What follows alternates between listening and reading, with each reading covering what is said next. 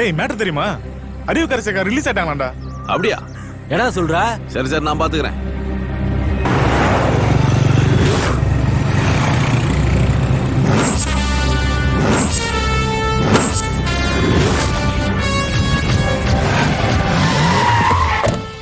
ஐயோ ஐயோ, வடிவேலு வடிவேலு, உன் நடந்த விஷயம் தான் தெரியுமா? தெரியாதா? அதானே, உனக்கு தெரியாம இருக்கிறது ரொம்ப நல்லது. இந்த பாரு, இந்த இடத்த காலி பண்ணிட்டு நீங்க போங்க. எதுக்கு போறோம்? ஐயோ எதுக்குன்னு கேட்காத, எனக்கு சொல்றதுக்கே வாய் வரல. நீ ஓடிடு, உனக்கு தனியா சொல்லணுமா? ஓடுங்கயா ஓடுங்க, சீக்கிரம் ஓடுங்க. எல்லாம் வந்துருங்கப்பா, ஏட்டு வெளியே போக சொல்றாரு. எல்லாரும் வர சொல்லிட்டா அவர் உள்ள நிக்காரு. தெரியலையா? ஏன் எல்லாரும் வெளில இருக்கீங்க? சார் ஒண்ணுமே புரியல சார். அவன் ஏட்டையா 50 100 வாங்கிட்டு அப்படியே ஆயுசு பூரா ஓடிட்டே இருந்திருப்பேனே. பல்கா கிடைக்கும் சொல்லி இப்படி பம்ப் அடிச்சுட்டேயா. உன்னை வெட்டுறது இல்லாம இப்ப என்னையும் சேர்த்து வெட்டுவாங்களே, நான் யார்கிட்ட போய் புலம்புறது? ஐயா, இருந்த ஒரு ஆள் நீங்க, உங்களையும் கொன்னு போட்டோல பிரே போட்டு தொங்க விட்டுட்டாங்களே. இப்ப நான் என்ன பண்ணுவேன்?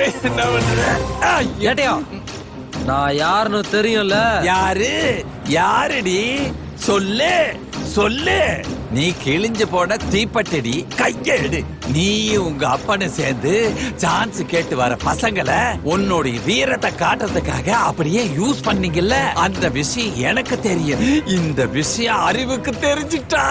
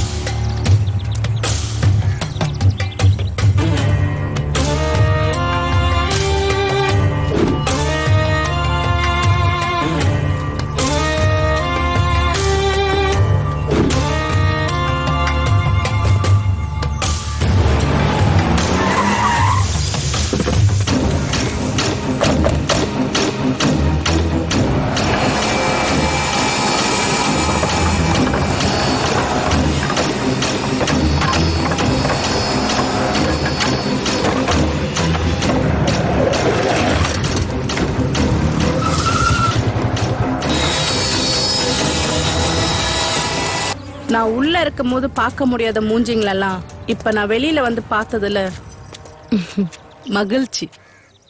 வந்த விஷயம் என்னன்னு சொல்லுங்க. அக்கா, நீங்க உள்ள போனதுல இருந்து நம்ம தொழிலாம் பாதிச்சிருச்சுக்கா. ஊர் மக்களுக்கு நம்ம மேல இருந்த பயம்லாம் போயிருச்சுக்கா.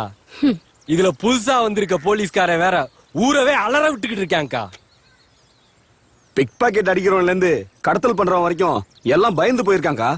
அக்கா, கூலிக்கு வேலை செய்யற பசங்க கூட இறங்கி வர பயப்படுறாங்க. இது இப்படியே போச்சுன்னா நம்ம மேல இருக்கிற பயம் போய் போலீஸ் மேல நம்பிக்கை ஜாஸ்தி ஆயிருங்க. இதெல்லாம் அப்படியே விட்டுற கூடாதுக்கா.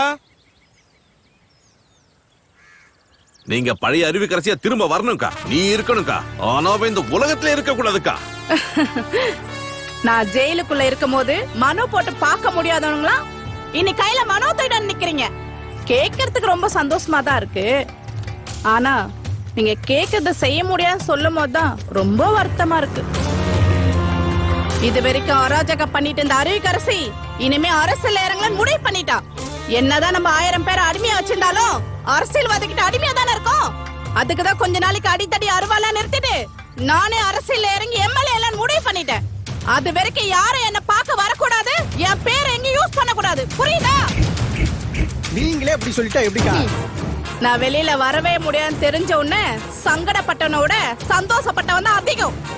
இப்ப நான் திருப்பியும் பழைய அறிவுக்கரசியா மாறினா சந்தோஷப்பட ஒருத்த கூட இருக்க மாட்டான். இப்ப சொல்லுங்க, நான் திருப்பி பழைய அறிவுக்கரசியா மாறணுமா? எல்லாரும் கிளம்புங்க. டேய் பரமா, தலைவரை பார்க்கணும், ஏற்பாடு பண்ணு. சரிக்கா.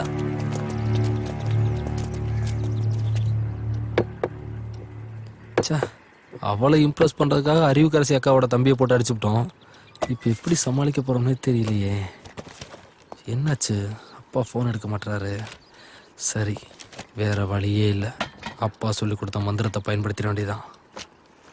நமக்கு தேவைன்னா அடுத்தவன் காலில் விழணும், தேவை இல்லைன்னா காலை வாரிடணும். அப்பதான் சரித்திரத்துல பேர் எடுக்க முடியும்.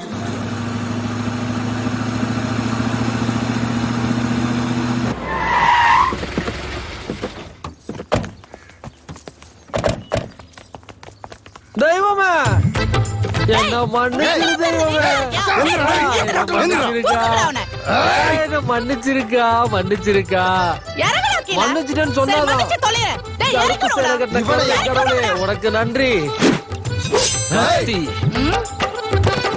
கயிறு, இது விஷ பாட்டில். இதுல எதை யூஸ் பண்ணி வேணாலும் என்ன கொல்லுங்கக்கா, உங்க கோவம் குறையட்டும். ஆனா அதுக்கு முன்னாடி நான் சொல்றதை கேளுங்கக்கா. உன்னை கொல்றதா இல்ல குழி தோண்டி தள்ளுறதான்னு நாங்க முடிவு பண்றோம்.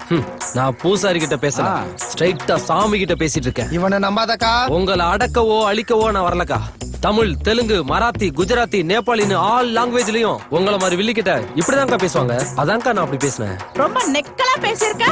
ஒருவேளை எனக்கு கோவம் வந்து உன்னை அங்கேயே போட சொல்லியிருந்தா என்ன பண்ணிருப்ப? யோசிக்கவே மாட்டேன், அங்கே கால விழுந்திருப்பேன். அக்கா, உன்ன என்னக்கா அவனை பேச விட்டுட்டு இருக்க? இதுக்கு மேல பாடி கேட்டவா? ஏய். நான் ஆடிஷனுக்கு வந்திருக்கேன், கோவப்படாதே.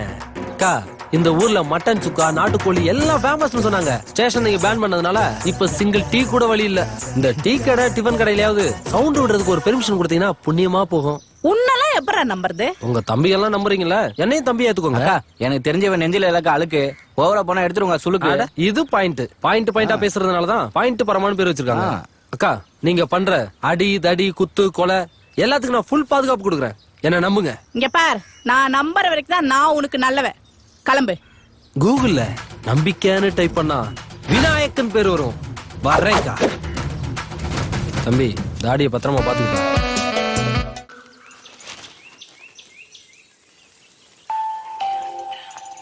மது போன். மது, ஏமா மது, போன் அடிச்சுட்டு இருக்க. என்ன யோசிச்சுட்டு இருக்க நீ? என்னாச்சு உனக்கு? கவனிக்கலப்பா. மோதிலே தெரியுது. என்ன குழப்பம் உனக்கு? ஒண்ணுலயே. யாரா இருந்தாலும் அவங்க மனசுல குழப்பத்தில் இருக்காங்கன்னு மூஞ்சிய பார்த்தே சொல்லிடுவேன். உனக்கு என்ன குழப்பம் சொல்லு? எனக்கு என்னப்பா, நான் எப்பயும் போலதான் இருக்கேன். உன்னோட ஒவ்வொரு அசைவும் எனக்கு தெரியும். எனக்கு மட்டும் இல்லம்மா, மகளை பெற்ற எல்லா அப்பாவுக்குமே தெரியும். சொல்லு, நீ ஏதோ குழப்பத்தில் இருக்க. அது என்னன்னு எனக்கு சொல்லு. மனசுல இருக்கிறத வெளியே சொன்னா தான் ஒரு தெளிவு கிடைக்கும். சொல்லு. சொல்றேன்ப்பா.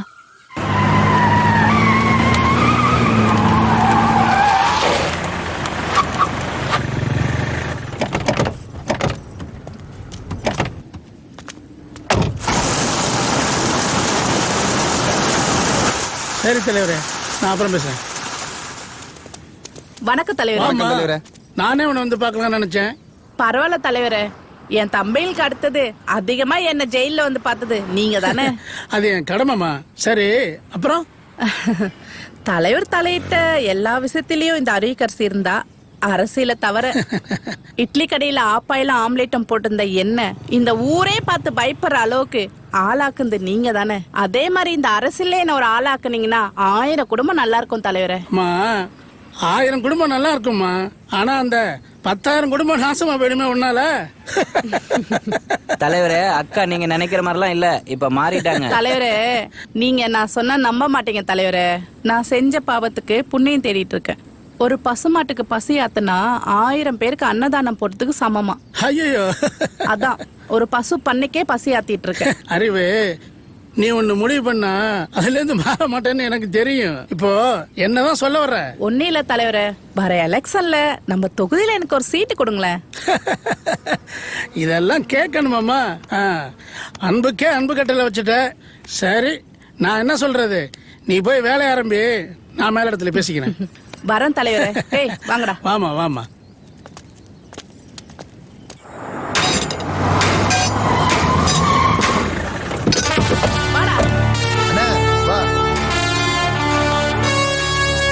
பாதகாணிக்கு செலுத்தியாச்சுக்கோ.